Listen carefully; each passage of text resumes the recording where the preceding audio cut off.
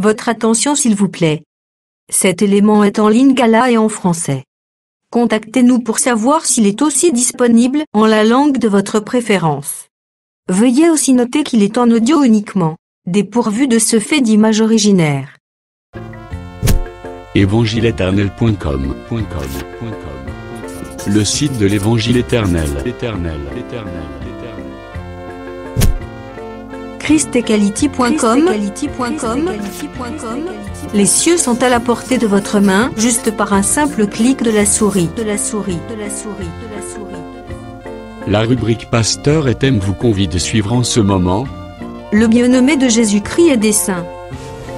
Le docteur Albert Kalo Kabunda, ministre de l'Évangile éternel, infatigable prédicateur, redoutable défenseur de la saine doctrine, grand débatteur biblique, dénonciateur des faux Christ, des fausses doctrines et des fausses églises, auteur de plusieurs enseignements, a confié l'Évangile à plusieurs. Une vraie référence généalogique pour beaucoup. Grand missionnaire de l'Évangile éternel partout dans le monde, il est nommé même là où il n'a pas mis pied. Plus de 30 longues années dans le ministère. Suivez-le tous les jours sur évangileéternel.com, le site de l'Évangile éternel. Là, vous y trouverez tous ces enseignements disponibles en texte, en audio et en vidéo, classés et ordonnés. Pour donc retrouver l'ordre de ces enseignements, nous vous conseillons de suivre ces vidéos depuis sa page sur notre site plutôt que sur YouTube. Bonne édification au nom de notre commun Seigneur et Dieu Jésus-Christ. Amen. Chapitre 4. Ukanda Luka mukapona mine.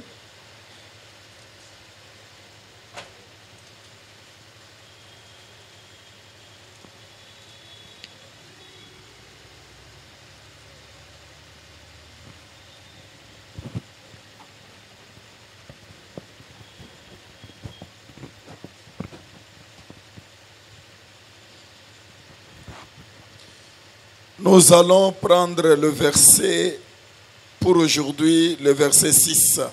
Mais je reprends le verset 1 et le verset 2. Jésus rempli du Saint-Esprit revint du Jourdain. Il fut conduit par l'Esprit dans le désert, où il fut tenté par le diable pendant 40 jours. Il ne mangea rien durant ces jours-là. Et après qu'ils firent écouler, il y eut faim. Je prends le verset 6. Et lui dit, je peux commencer par le verset 5. Le diable, l'ayant élevé, lui montra en un instant tous les royaumes de la terre. Tous les royaumes de la terre. Et lui dit, je te donnerai toute cette puissance et la gloire de ce royaume, car elle m'a été donnée et je la donne à qui je veux. Si donc tu te prosternes devant moi, elle sera tout à toi. Que Dieu vous bénisse.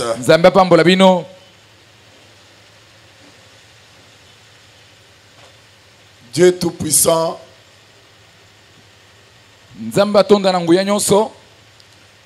donne la paix à tout un chacun de nous. Je vais encore une fois demander de bien noter cette étude, de ne pas te distraire, de ne pas t'inquiéter, disant que nous sommes perdus pendant qu'on est en train d'évoluer. J'ai dit fais que noter. Il n'y a rien que nous allons laisser. Avant qu'on arrive à la fin, nous allons nous retrouver dans le verset qui dit l'Éternel sort. Yahweh abimi. Et la parole sort. Et la vérité sort. Nous allons comprendre l'homme à qui l'Éternel a ouvert les yeux. Et nous comprendrons les 4 roues de la connaissance. Partout où je veux, c'est pour vous ramener dans cela. Notez trop bien. Avant de continuer, je voulais dire quelque chose concernant la question qui a été posée par le docteur José. J'ai comme impression qu'il y a eu l'amalgame dans nos réponses. On n'a pas été bien saisi. N'annule pas le verset, frère. Raison pour laquelle j'ai dit hier, l'écriture doit triompher. Donc, ce que Dr José avait dit n'est pas réfuté. Et si vous réfutez cela, sachez que le songe n'a pas été bien récité. Avant de donner l'explication dans les choses de Dieu, on commence d'abord par comprendre et lire convenablement l'écriture. Lire exactement ce qui est écrit. Nous disons ensemble que le père du diable, le père du mensonge, c'est diable. Mais diable n'est pas... Diable est un esprit. Diable n'est pas visible. Mais quand diable veut travailler, il travaille à travers les corps. C'est ce que nous allons démontrer aujourd'hui. Vous allez comprendre que dans nos réponses, nous avons compris qu'il y a des frères qui n'ont pas bien saisi. N'allez pas dire que le père du mensonge, ce n'est pas le diable. Là, vous avez contredit et effacé une écriture. La prédication ne sera pas bonne. Et j'ai expliqué autre chose. La succession de pères. La succession de pères. Par exemple, quand vous prenez Israël, Israël dit l'Éternel est notre Père. Le même Israël dit à Moïse, à Jésus, il dit à Jésus, écoutez bien, nous avons comme Père Abraham. Que dirions-nous? Israël avait 2 pères. Non. Israël n'avait pas 2 pères. Israël avait qu'un seul père. Le père étant l'Éternel. C'est un esprit invisible. Le père étant Abraham. C'est toujours l'esprit invisible qui prend le corps à Abraham. On l'appelle le père. Alors il n'y a pas deux pères. Maintenant, ce que nous allons voir aujourd'hui va nous faciliter la tâche. Encore une fois, de voir l'écriture de Jésus. Jésus dit, je voyais Satan descendre comme un éclair. Encore une fois, si tu as commencé avec nous cet enseignement, vous verrez que nous avons parlé d'un aveugle. Et pas n'importe quel aveugle. Nous avons parlé d'un aveugle né. Un enfant qui est né aveugle. Et nous avons démontré que depuis que cet enfant-là était né, il y a eu des successions des hommes de Dieu qui ont précédé Jésus. Mais aucun de ces prophètes, Moïse, Élie, tous les prophètes que vous connaissez, aucun d'eux a ouvert les yeux d'un aveugle né. Mais pourquoi? Nous avons démontré que même après Jésus, malgré que Jésus a dit que vous ferez le miracle plus que moi, avant Jésus, aucun prophète a ouvert les yeux d'un aveugle.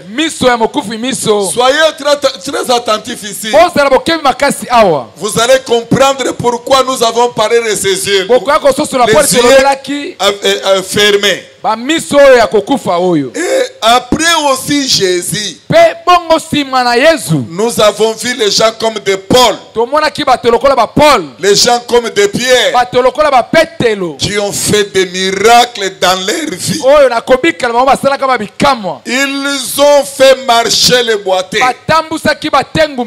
Ils ont chassé des fièvres. Jamais un miracle d'ouvrir les yeux des aveugles nés s'est accompli. Nous avons tous compris.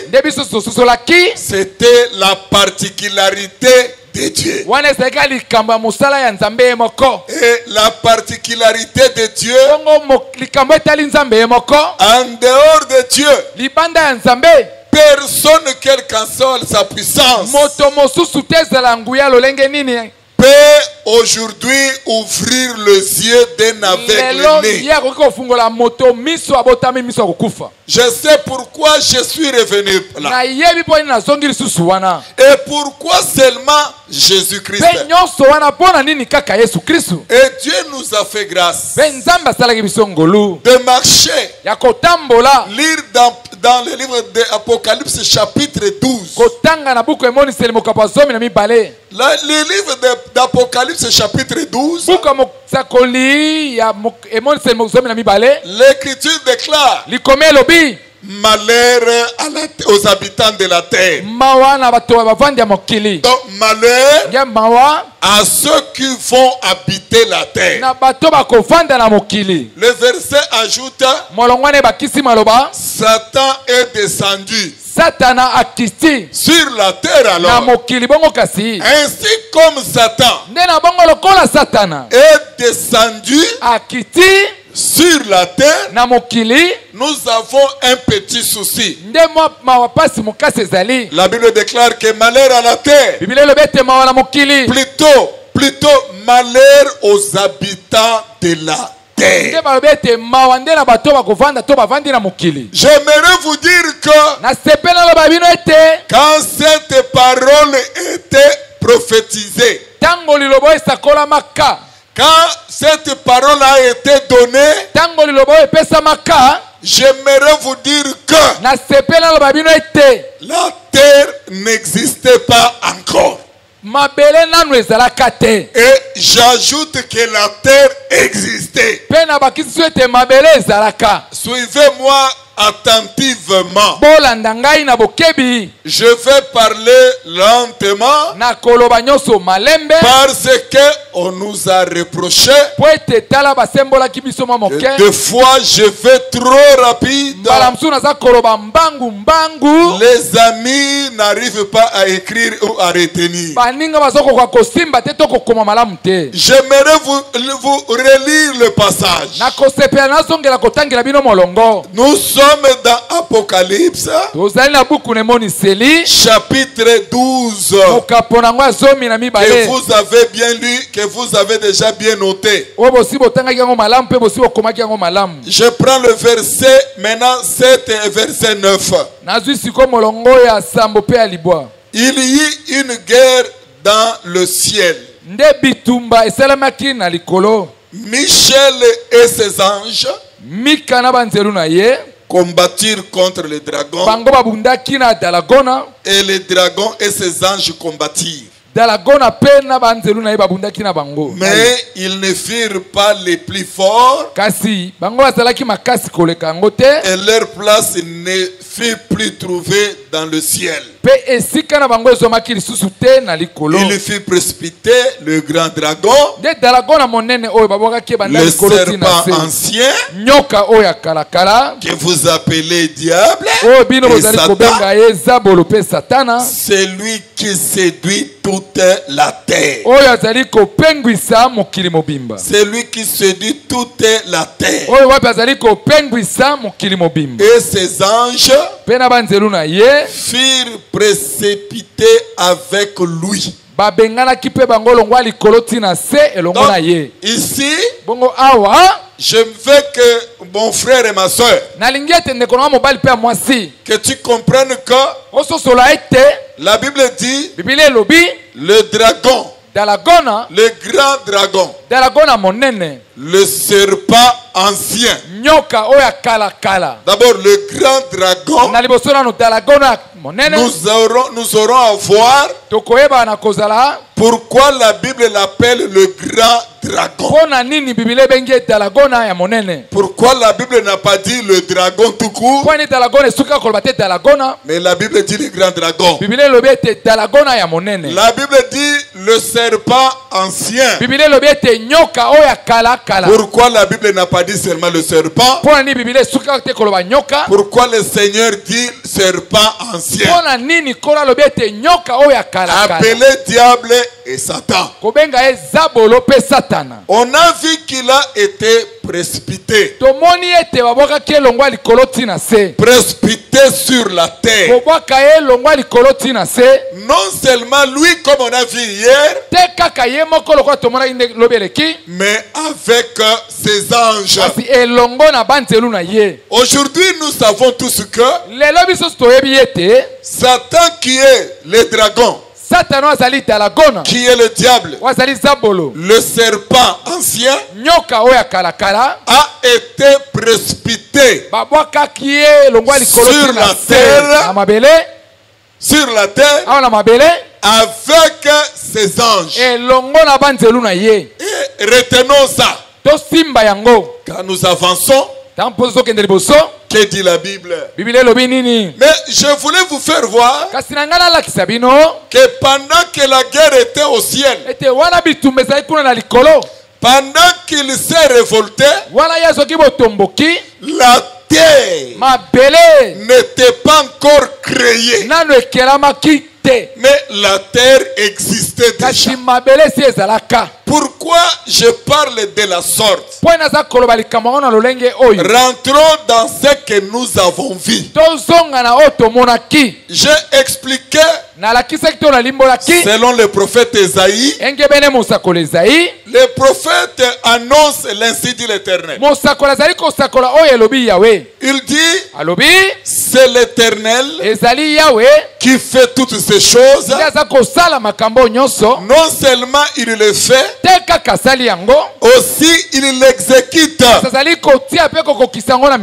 Nous avons compris que c'est l'Éternel qui est le potier. C'est lui qu'on appelle Dieu. Tout puissant.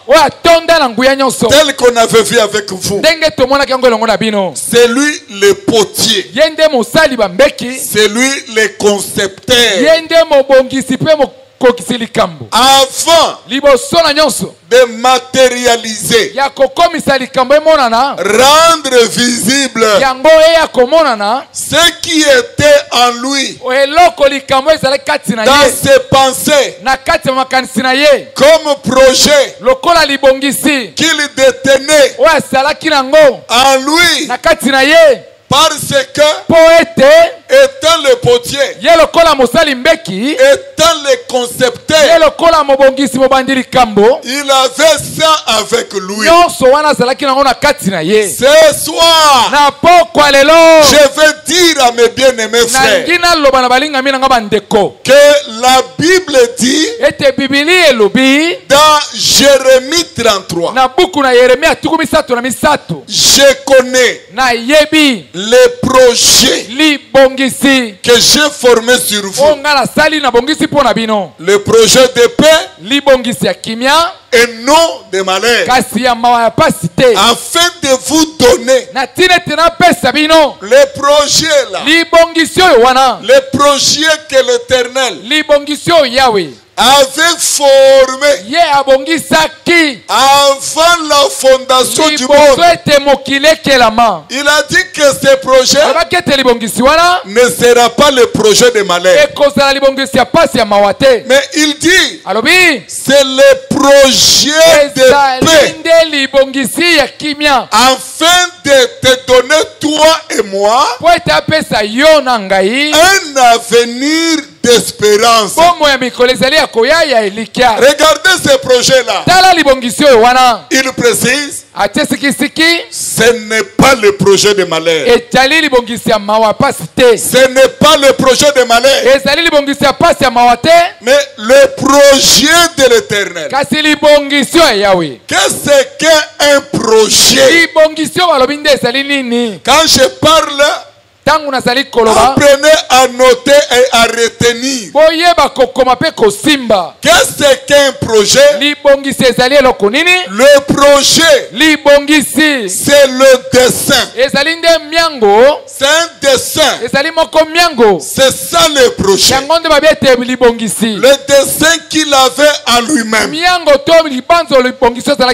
La terre, les serpents, les anges n'était même pas encore créée. La terre n'était même pas encore créée.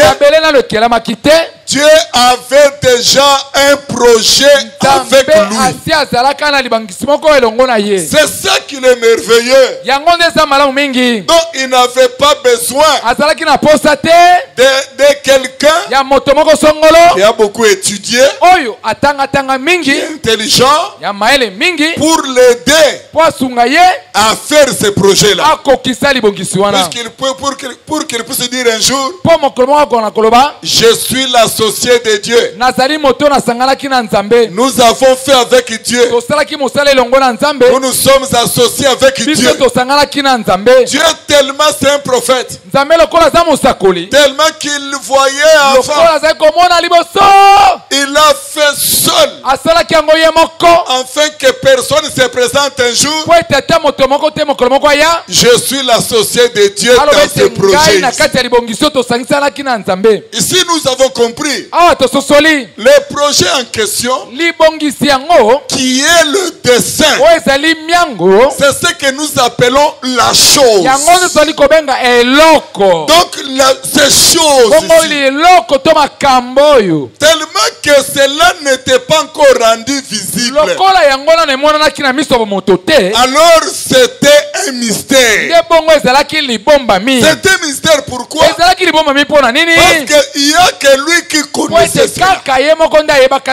Alors le mystère que nous appelons les choses, raison pour laquelle ce n'est pas moi qui appelle ça les choses. C'est pas moi qui ai appelé ça la la chose.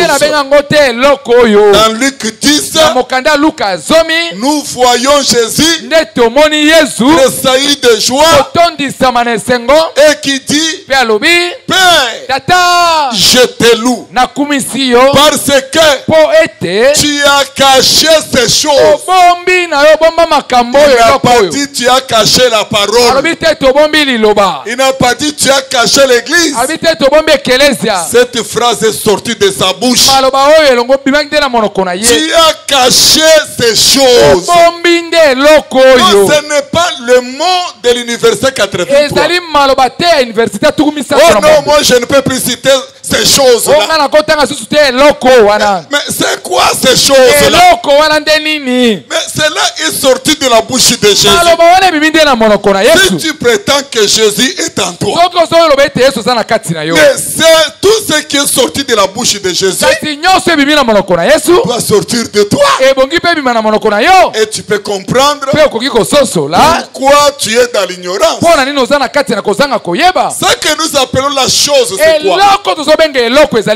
Parce que Jésus, tressaillir de joie, il dit, cela a été caché aux sages de ce monde, aux intelligents de ce monde, caché aux docteurs de la loi, des grands théologiens, des religieux. Et cela leur avait été caché.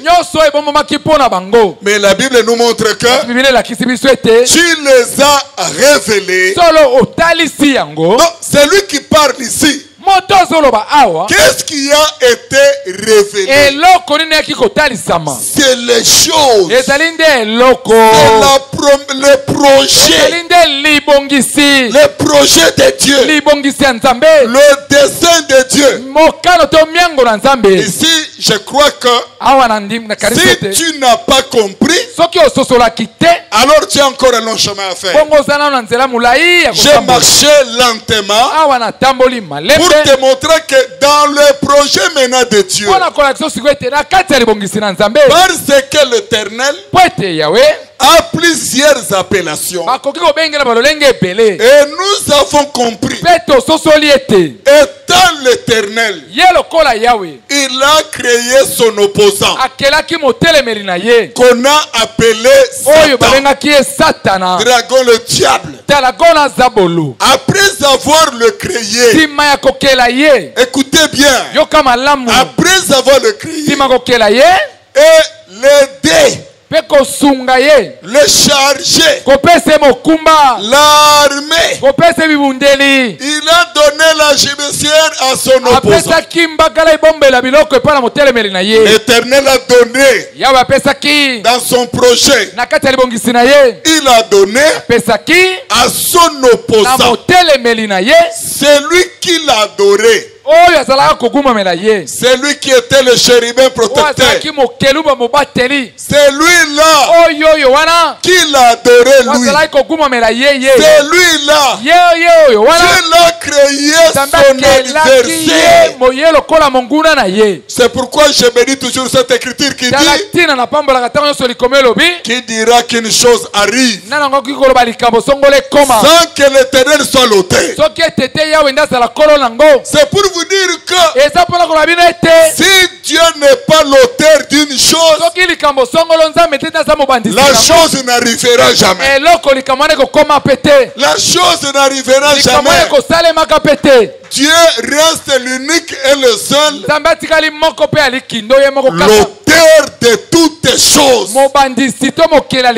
Ma soeur, tu avais beaucoup de moyens. Mon frère, tu avais une bonne vie. Quand tu grandissais, tu n'avais pas de soucis. Tu n'avais pas de maladie. Les choses marchent trop bien. J'étais bien en famille avec tout le monde. Depuis un certain temps, tu trouves que les choses ont changé. Ne regarde pas les sorciers.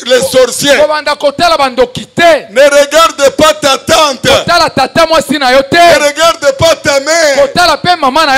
J'aimerais te dire, la première des choses que tu dois avoir dans ta tête, qui dira qu'une chose arrive sans que l'Éternel soit l'auteur? Ça, c'est la première position. Un enfant de Dieu, avant d'aller de gauche à droite, la première des choses dans ta vie, ce n'est pas de regarder quelqu'un. La première des choses, dit premièrement, c'est Dieu qui est l'auteur de toutes choses. C'est-à-dire que c'est un secret de réussite. C'est une clé de réussite. Maintenant allons pour comprendre les choses. Remarquez, Dieu prend toute une gibecière. Il a remis à son opposant Satan beaucoup de choses que nous allons voir, que des fois que tu vois dans ta vie, peut-être dans ta vie, dans ta maison, dans ton église, dans ton travail, il y a des choses que tu vis avec. Des fois tu te poses des questions. J'ai fait quoi? Pourquoi seulement? Il n'y a que moi. Pourquoi toutes ces choses? Vous aurez la réponse en suivant ces enseignements. Cet enseignement va t'armer. Cet enseignement va t'éclairer et te montrera le chemin que tu dois marcher pour vaincre. Car si nous sommes les enfants de Dieu, nous devons vaincre Satan parce que notre Père l'avait vaincu. On ne peut pas dire qu'on est enfant de Dieu. Des années, tu te rends compte que tu n'arrives pas à le vaincre. C'est pourquoi je dis reste calme. Cet enseignement a comme objectif de faire de toi un vainqueur au sein de ta famille, dans l'église, au travail, dans tes commerces, dans ta vie spirituelle. Je vous informe, dans ta vie spirituelle, tu dois être le vainqueur. Nous sommes l'armée des vainqueurs. Et il faut que cela se réalise. Ça ne doit pas être de l'histoire. Mais écoutez comment ça a été pour ta meilleure compréhension. Quand nous avançons, je vous informe que Dieu a armé Satan les dragons. Dieu a armé le grand dragon. Dieu ne l'a pas armé pour qu'il ait la victoire sur toi. Alors vous n'allez pas vous poser la question de savoir mais pourquoi Dieu lui-même il a permis cela. J'explique. Diable, ce qui lui a été donné avec un rôle de fonctionner pour attaquer Dieu. L'ennemi de Satan, ce n'est pas toi. Non. L'ennemi de Satan, c'est Dieu.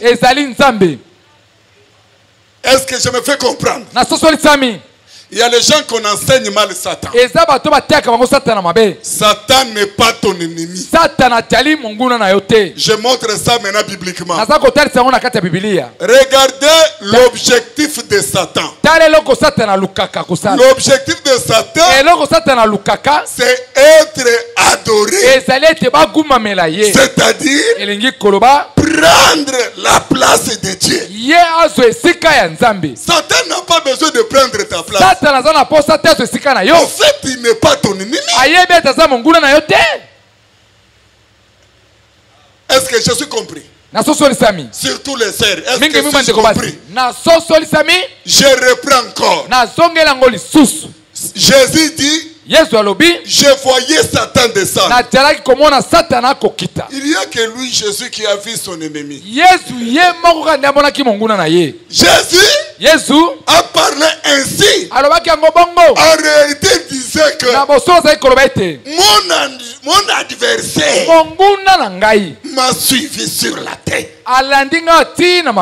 Donc, pourquoi Jésus seul l'a vu? Jésus seul le voit parce que c'est son adversaire à lui. Il n'est pas ton adversaire à toi.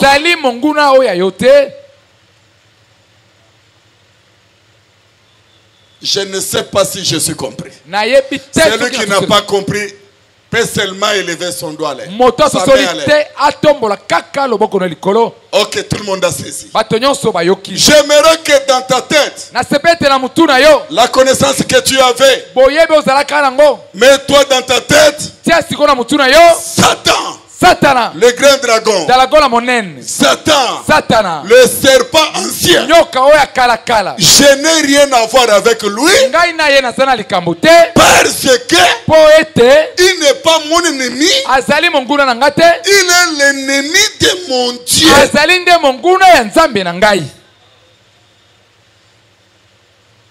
Ça c'est la première des choses. Maintenant, remarquez, frère, comme vous le voyez armé, la raison d'être armé, c'était quoi? Satan est armé pour engager le combat avec celui que lui veut remplacer. C'est son opposant. Vous allez voir comment dans notre église, et toi et moi, quand tu comprendras ces choses que nous sommes en train de parler, tu vas commencer à chasser les démons sans faire le bruit. Quand tu vas commencer à chasser, je vois déjà combien il va partir. Parce qu'il y a des gens qui pensent que chasser les démons, il faut taper les mains. Les gens pensent que pour qu'il parte Satan, pour chasser le démon, il faut crier. Regardez quand on dit ici, quand le docteur dit détruisons, chassons. Si on prend des photos, nous allons vers des groupes de prière. On passe des caméras. Vous verrez les gens, tout le monde. Tout le monde.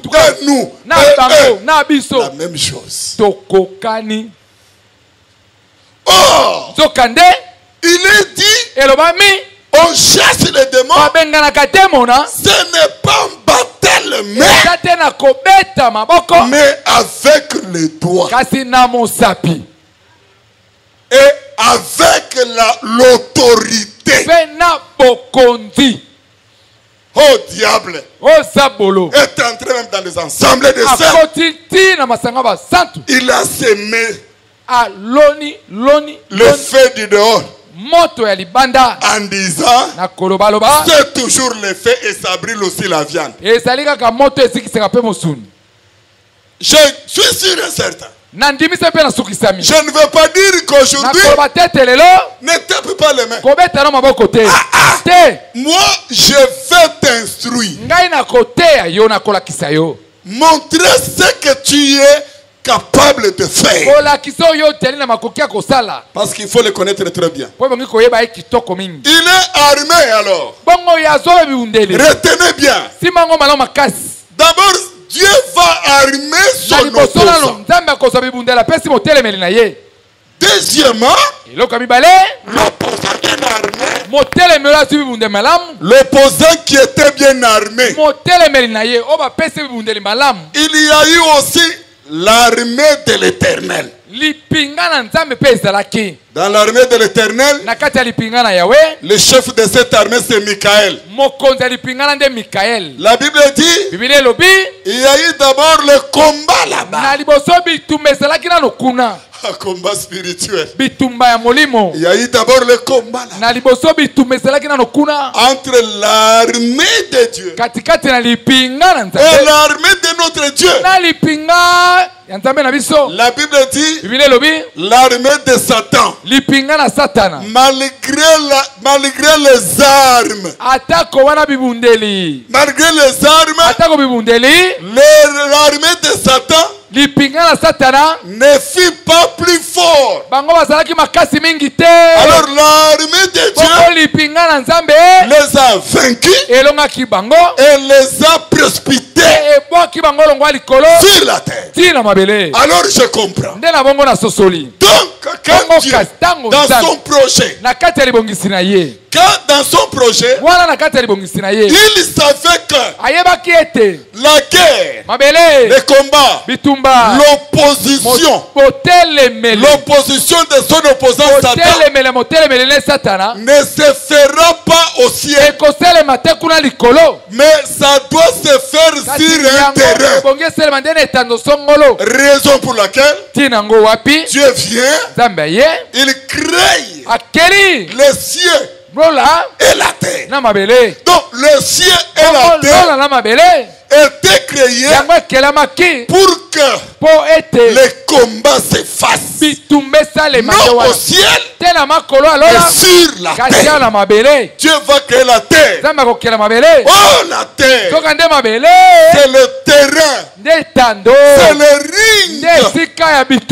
Le terrain, c'est le ring de combat entre celui qui a la majorité, qui est Dieu lui-même, et Satan. Leur combat sera sur la terre. Raison pour laquelle Dieu avait créé la terre. Après avoir créé la terre, il avait besoin d'un acteur tel que je vous ai dit. Dieu crée la terre. Oh, c'est ici où il y a des problèmes. Quand il crée la terre, c'est le lieu choisi par Dieu où Dieu lui-même entrera en combat direct. Il y a une précision, ma sœur, que vous devez noter. Quand vous lisez la Bible, la Bible dit ceci. La Bible dit l'armée de Satan, l'armée des dragons, a combattu avec l'armée de Dieu. Mais on ne dit pas.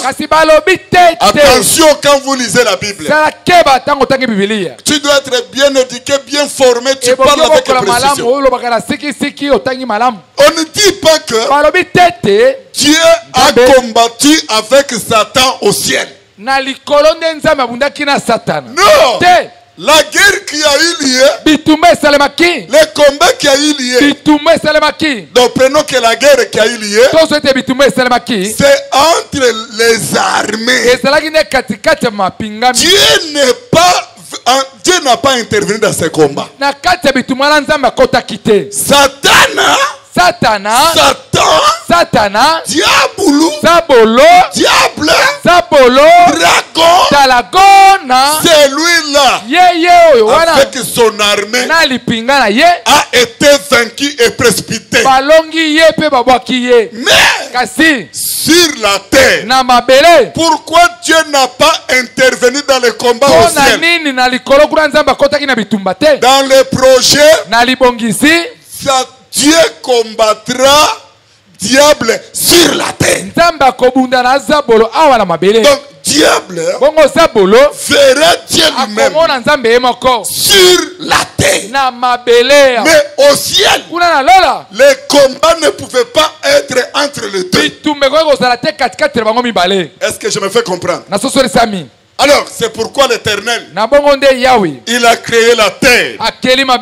Parce que c'est sur la terre que Satan allait vivre les combats avec son adversaire. Mais au ciel, je reprends. Au ciel, c'est les armées. Mais sur la terre, dans le projet de Dieu, sur la terre, c'est là où Dieu combattra avec son adversaire. Regardez pourquoi vous devez être heureux, frère. Parce que Dieu n'allait pas combattre en restant au ciel. Non,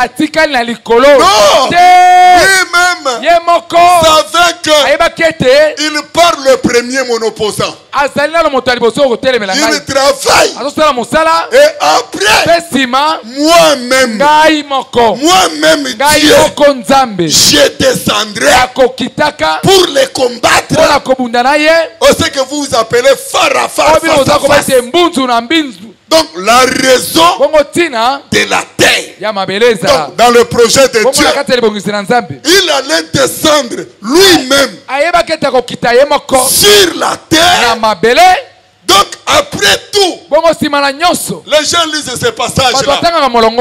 Mais les gens n'ont pas encore saisi bien le passage. C'est un passage prophétique.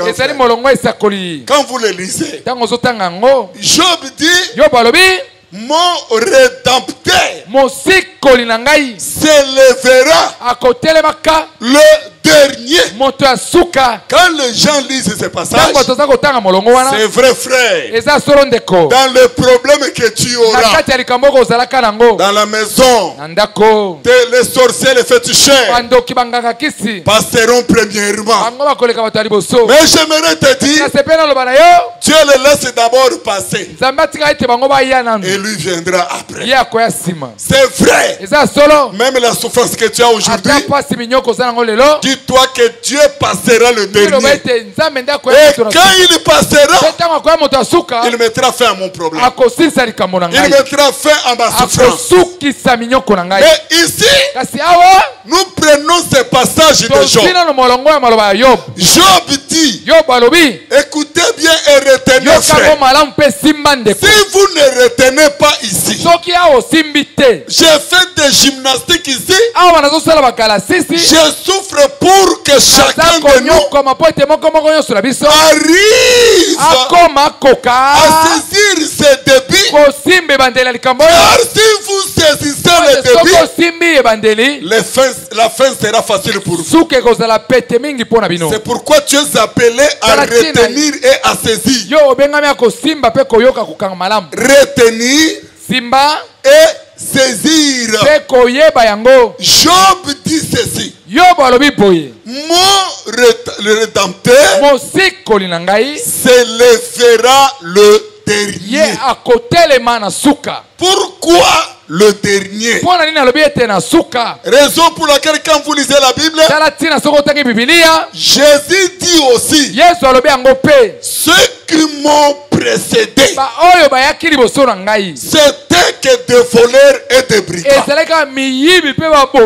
Quand vous prenez ce passage, prends-le avec la prophétie donnée par Job, qu'il s'élèvera le dernier. Alors, avant que donc Dieu viendra le dernier,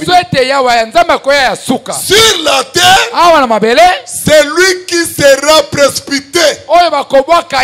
Le premier qui viendra premièrement, c'est l'opposant ou l'anti-Dieu. Il vient le premier. Et quand il viendra, il va rencontrer des guerres et des guerres, des combats et des combats. Mais Dieu descendra le dernier 2 fois. J'arriverai à expliquer. Quand il descend, le dernier, et il engagera le combat avec celui qui t'a tourmenté toute sa vie. Toute ta vie. C'est pourquoi j'ai toujours dit à mes frères, quelle qu'en soit la situation, persécuté par les sorciers, par des parents, par des amis, ta vie persécutée, c'est que tu dois retenir qu'un jour, il se lèvera. Et quand il se lèvera, ça prendra fin. C'est pourquoi Job disait, je sais une chose que je garde. Job dit, dans tout ça, lui se lève le dernier. Mais qu'est-ce qu'il m'a donné? Avant que Dieu vienne intervenir dans ton problème, Dieu doit te donner quelque chose de spécial que tu dois avoir, que Job avait. Job avait quoi de spécial que Dieu lui avait donné? Il a dit, prenez le birin. Prenez le birin. Prenez le birin. Écrivez mes paroles. Parce que si vous écrivez avec la craie, quand il va pleuvoir, ça va s'effacer. Mais prenez le birin. Écrivez. Même si mon corps devient l'ami des vers, mais moi Job, ce que je sais, qui peut le voir? Il a posé la question, qui peut voir ce qu'il a? Job avait quoi, frère? Amen. L'église répondait, Job avait quoi? Crions sur ce que Job avait. Job avait quoi?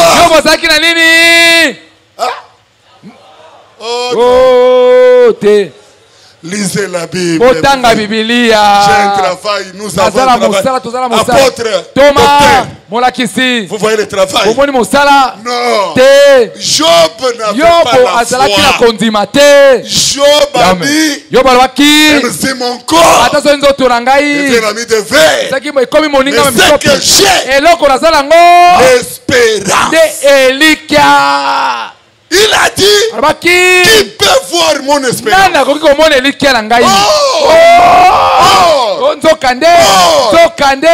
L'espérance, c'est la foi. Mais, parce que quelqu'un définit la foi. Cet homme dit, il dit, la foi, c'est une ferme assurance des choses qu'on espère, qu'on n'a pas encore vu. Mais j'espère qu'il se lèvera le dernier. Je ne l'ai pas encore vu venir. Et ce que je garde, l'espérance. Même si le mari ne vient pas, même si le travail n'est pas encore arrivé, depuis que les hommes de Dieu ont publié sur vous, ont proclamé des choses, et que j'ai, comme je n'ai pas encore touché, mais j'espère, j'ai l'espérance que tôt ou tard, mon espérance va payer. Et Dieu se lèvera le dernier. Et il viendra.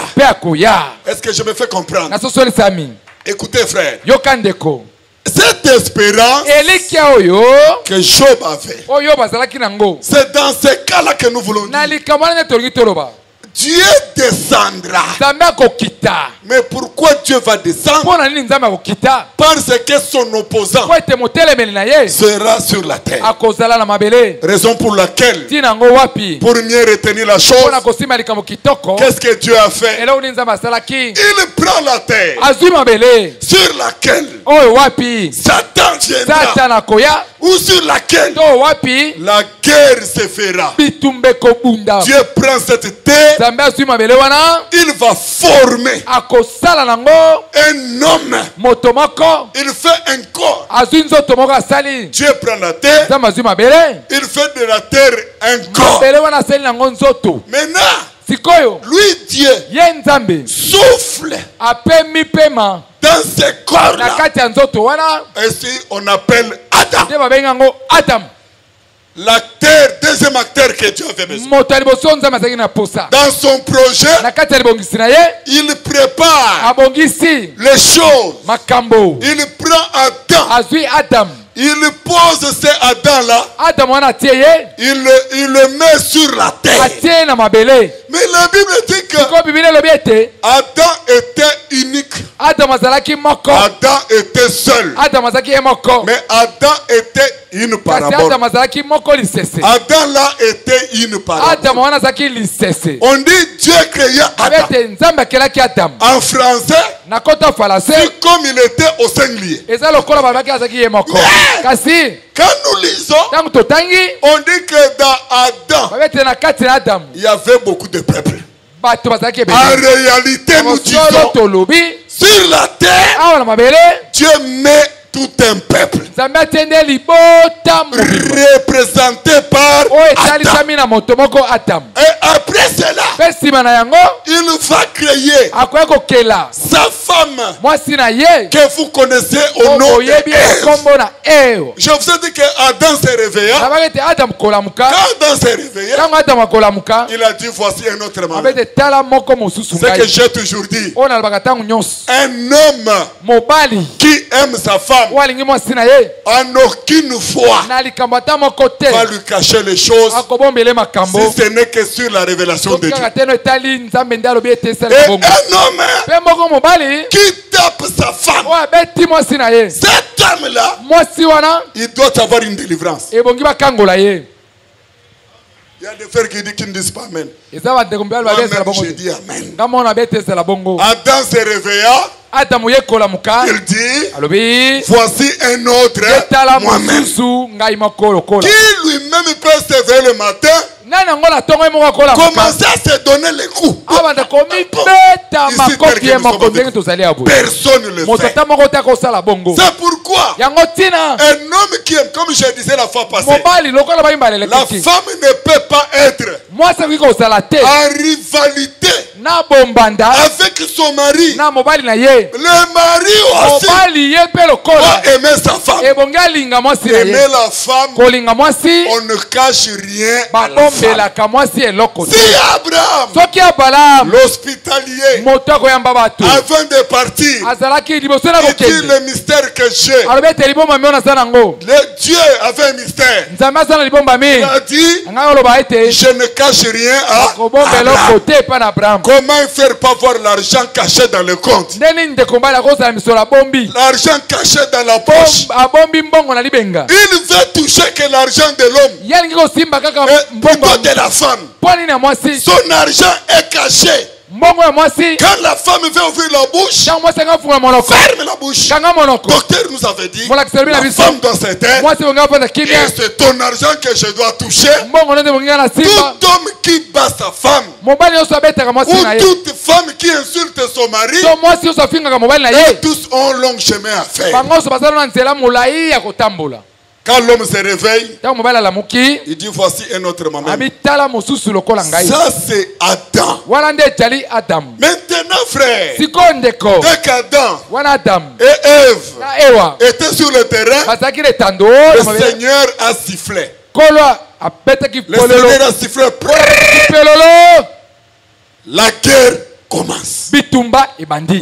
Satan, comme séducteur, Dieu a donné la loi à l'homme. Écoutez, Dieu donne la loi à l'homme.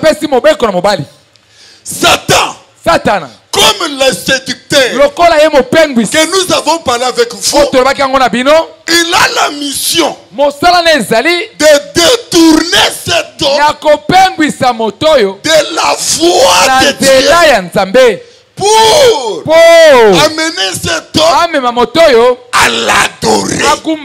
C'est ce qu'on appelle la séduction. La séduction, c'est l'effet de détourner quelqu'un de la vraie parole. De la vraie parole. Et l'amener dans d'autres choses qui ne sont pas la parole. La séduction, c'est une puissance. C'est une force que Dieu a donné à Satan, son opposant, de venir détourner ceux qui sont là, ceux qui ont la parole. La séduction touche que celui qui a la parole. Celui qui est sur le bon chemin. C'est celui-là que la séduction vient. Un bien-aimé m'a écrit. Oh papa, il fait chaud. C'est une sœur plutôt une bien-aimée. Il fait chaud. Je crois que pantalon ça ne tient pas. Même robe ça ne tient pas. Je serai à mini-jupe. J'espère que cela n'est pas un péché. Je lui ai dit, toi tu n'as même pas besoin de me poser cette question. Parce que toi tu n'as jamais péché. Toi tu es le péché. Le péché c'est toi. Quand on dit que j'ai péché, j'ai fait toi. Mais toi, tu n'as jamais péché.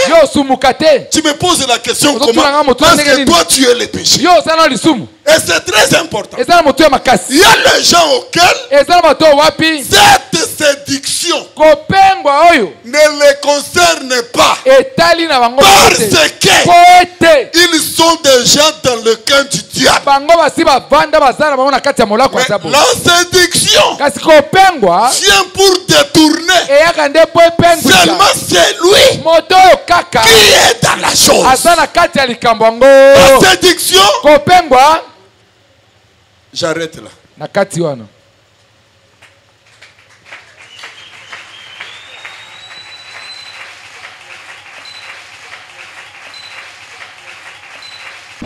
Merci d'avoir suivi ce message et que Jésus-Christ vous bénisse. Si vous avez une question à l'intention de l'homme de Dieu, si vous voulez que l'homme de Dieu prie pour vous, si vous voulez vous confier à l'homme de Dieu, ou si vous voulez tout simplement bénir l'homme de Dieu, contactez-le directement si ses coordonnées sont disponibles depuis sa page. Sinon, contactez-nous et nous lui transmettrons vos préoccupations. N'oubliez pas de faire un tour à notre page évangélisation pour voir en quoi vous pouvez vous rendre utile à Christ par cette œuvre. Que Dieu vous bénisse tous. Amen. ChristQuality.com. Les cieux en un clic de la souris. Évangile-éternel.com. Le site de l'Évangile éternel. ChristQuality Fondation, équilibrer la manne ramassée dans le désert de sorte que chacun ait un le maire.